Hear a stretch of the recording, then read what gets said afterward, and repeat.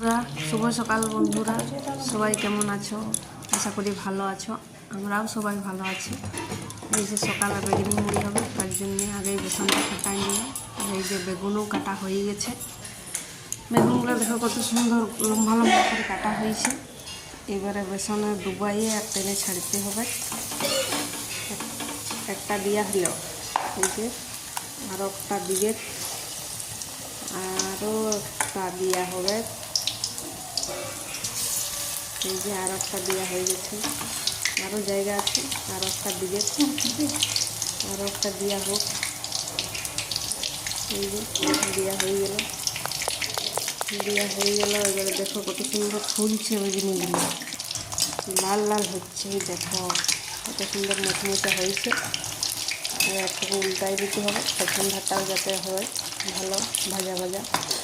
পেছন ধারটাও ভাজা ভাজা হোক আস্তে আস্তে, তারপরে ভাজা ভাজা হোক। 5 মিনিট ধরে ভাজতে হবে। তারপরে ভাজা হলে একটা একটা করে দিতে হবে। এগুলো এখনো হয় নাই ভাজা, ভাজা হলেই তুলবো দাঁড়ায়।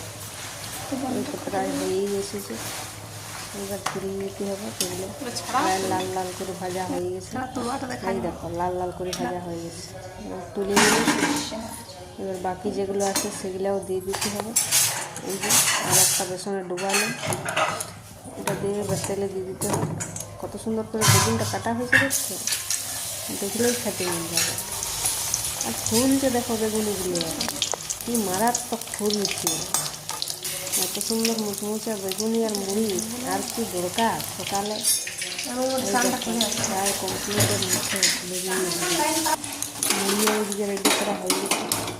তাহলে সকাল সকাল মুড়ি আর বেগুনি তাড়াতাড়ি খাইলাম তোমরা। আমরাও এবার খেতে বসে পড়বো। টাটা বন্ধুরা, পরের রেসিপি নিয়ে শীঘ্রই আসছি। খুব জলদি দেখা হবে তোমাদের সাথে। টাটা।